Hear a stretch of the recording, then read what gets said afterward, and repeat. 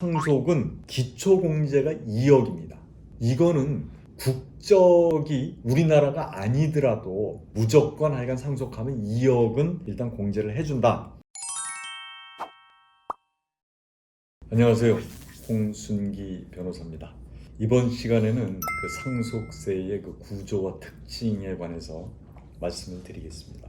우선 첫 번째는 상속 순위에 관해서 말씀을 드리겠는데요. 우리 민법에는 상속에 관해서 순위가 있습니다. 1순위는 직계 비속, 자녀라는 얘기입니다. 배우자가 있으면 같이 1순위가 되는 겁니다. 근데 자녀가 없다.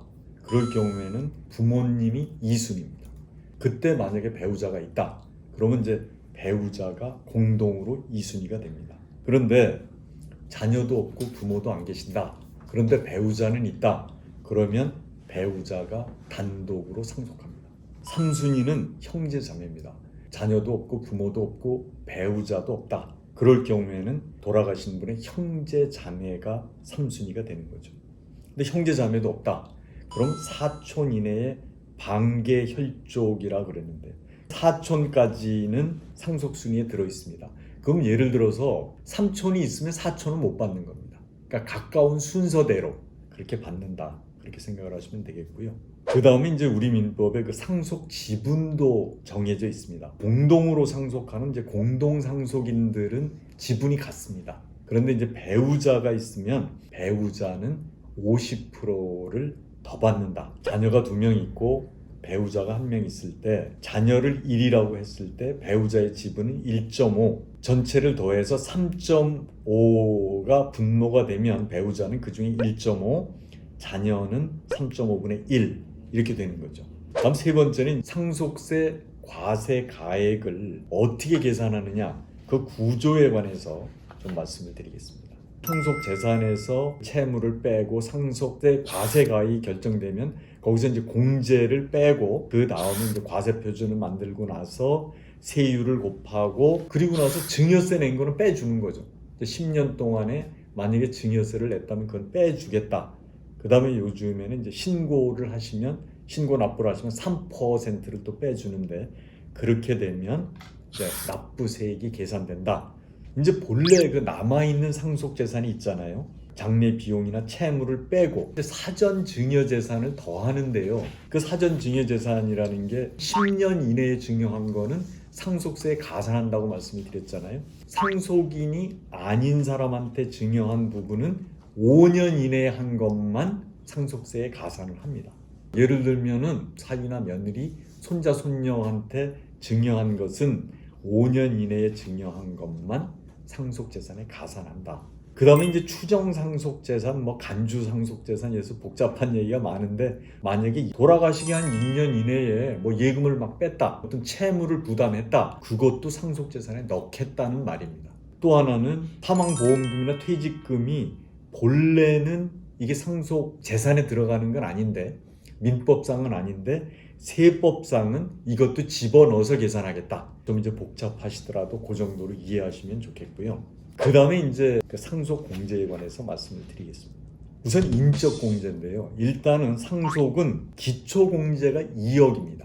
이거는 국적이 우리나라가 아니더라도 2억은 해주는 게 기초인데요. 무조건 하여간 상속하면 2억은 일단 공제를 해준다. 그 다음에 이제 인적 공제가 있는데요. 이게 복잡합니다. 예를 들어서 자녀가 있다. 그러면 이제 한 명에 5천만 원. 그 다음에 미성년자가 있다. 그러면 미성년자한테 매년 1,000만 원으로 해서 19세가 될 때까지 기간을 곱한 금액, 그 다음에 이제 동거 가족 중에서 65세 이상인 자가 있을 때는 5천만 원. 그러니까 배우자는 아니고요. 배우자는 안 되고. 그 다음에 장애인이 있다. 그러면 1천만 원을 기대여명으로 곱해서 계산한 금액, 이런 인적 공제를 다 합한 게 5억이 넘으면 그걸 인정해주고 5억이 안 되더라도 일괄 공제 5억 원은 해주겠다 이런 말입니다.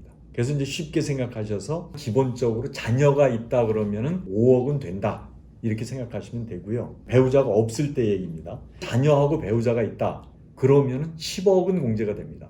배우자 혼자 받을 때는 어떻게 되냐? 자녀가 없고 기초공제 2억하고 배우자 공제 5억, 그래서 7억까지는 공제가 된다. 그 다음에 이제 배우자 공제가 사실은 이제 굉장히 상속에서는 큰데요. 그 법정 상속분으로 받은 금액의 30억까지를 공제해 줍니다. 예를 한번 들어볼게요. 지금 재산이 50억이 있을 때 자녀가 한 명 있고 배우자가 있습니다. 그러면은 상속분은 아까 1대 1.5로 했잖아요. 그러면은 이제 2대 3, 5분의 2대 5분의 3. 그러면은 50억이면 자녀가 20억, 배우자가 30억을 갖게 되는 겁니다. 그러면 배우자 30억은 다 공제를 시켜주겠다는 말이에요. 그럼 자녀는 20억에 5억을 공제한 15억에 관해서만 상속세를 과세하겠다는 뜻이니까 배우자 공제가 상당히 크죠. 또 이제 어떤 조건이 있냐면 상속세 납부 기한이 6개월인데 그때로부터 6개월 기한 내에 배우자가 받는 재산에 관해서는 등록을 하는 게 그게 좋습니다. 어떤 경우에는 소송이 걸리거나 이러면은 그 등기를 못할 경우도 있거든요. 그때는 상속재산 미분할 신고서라는 것만 내면은 그때 등기를 하지 않더라도 배우자한테는 그렇게 공제를 받을 수 있다. 이렇게 아시면 되겠고요. 다음에 이제 물적 공제라는 게 있는데 거기는 이제 첫 번째로 금융재산 공제라는 게 있습니다. 우리가 이제 상속세를 낼 때 보면 부동산의 경우는 기준시가도 있고 공시지가도 있고 해서 부동산들은 낮게 평가가 되는데 비해서 이 금융재산은 거의 다 드러나는 거지 않습니까? 은행 예금이나 뭐 이런 경우. 금융재산의 한 20%는 공제를 해주겠다. 이게 한도가 2억입니다. 그러니까 10억이면 이제 20%면 2억 아닙니까? 10억이 넘어도 2억만 공제를 해주겠다. 그 다음에 이제 동거주택 상속 공제라는 게 있는데요. 피상속인하고 직계비속, 상속인인 자녀 얘기입니다. 10년 이상 같이 살고 그리고 둘 다 1세대 1주택 아니면 그 1세대 1주택을 공동으로 갖고 있거나 이럴 때는 그 주택에 대해서는 6억까지는 다 100% 공제를 해주겠다. 그 다음에 증여에서도 이제 가업상속에 관한 그 증여 특례가 있었는데 상속에서도 이 특례가 굉장히 큽니다. 중소기업이나 중견기업 그리고 3년 평균 매출이 3천억 미만인 기업을 상속할 때 만약에 동일 업종을 돌아가신 분이 10년 이상 20년 미만이면 200억, 20년 이상 30년 미만이면 300억, 30년 이상이면 500억까지는 공제를 해주겠다는 겁니다. 근데 이때도 이제 기준이 다 있는 거죠. 7년 이내에 처분하면 안 된다. 그 다음에 이제 근무자들을 줄이면 안 된다. 이런 것들이 있습니다. 그리고 영농상속 공제라는 것도 농사를 같이 짓는 자녀한테는 15억까지는 공제를 해주겠다. 이거는 영농도 그렇고 어업 같은 부분도 15억까지는 공제를 해주겠다는 거고요. 그래서 이것도 10년 내 처분하거나 포기하면 상속세를 과세하게 됩니다. 이게 이제 상속 공제에 관한 거였고, 그 다음에 이제 상속세에서는 할증이라는 부분이 있습니다.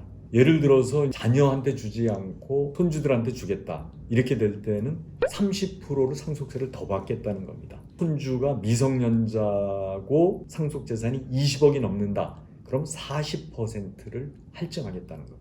근데 우리가 이제 기업을 상속할 때 이 경영권이 포함된 경우는 20% 할증을 하니까 어떻게 되냐면 30억 이상이면 50%가 상속세인데 여기에 20%가 할증되면 상속세율이 60%가 된다는 말이고요. 가점주주의 경우는 30% 할증하겠다. 30억이 넘는 구간이 우리가 50%니까 거기에 30% 할증하면 65%입니다. 그래서 우리나라의 상속세율의 최대치는 65%다.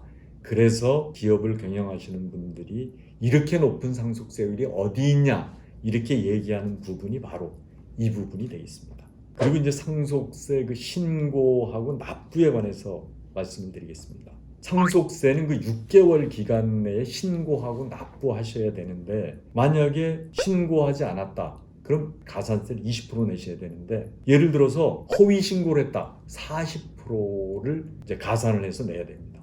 그리고 줄여서 신고했다. 그럼 10%를 더 내셔야 돼요. 그리고 이제 신고는 했는데 납부를 안 한다. 그러면 하루에 0.025% 이거를 가산합니다. 그 다음에 상속세를 납부할 때 이제 분납이라는 거는 상속세가 이제 액수가 좀 크다. 그러면 나눠서 낼 수 있다. 한 번 내고 그 다음에 2개월 이내에 나눠서 낼 수 있다는 거고요. 연부연납이라고 해서 담보를 제공하고 5년 내 나눠서 낼 수가 있습니다. 그러면 첫 번 신고 납부할 때 내고 6번에 분할해서 낼 수 있다. 그 다음에 이제 상속 재산이 부동산밖에 없다, 또 주식밖에 없다, 그랬을 경우에는 물납이라는 제도도 있습니다. 이걸 다 활용하시면 상속세를 납부하는데 별 문제는 없을 것으로 보입니다. 이 영상이 유익하셨다면 구독, 좋아요 부탁드립니다. 감사합니다.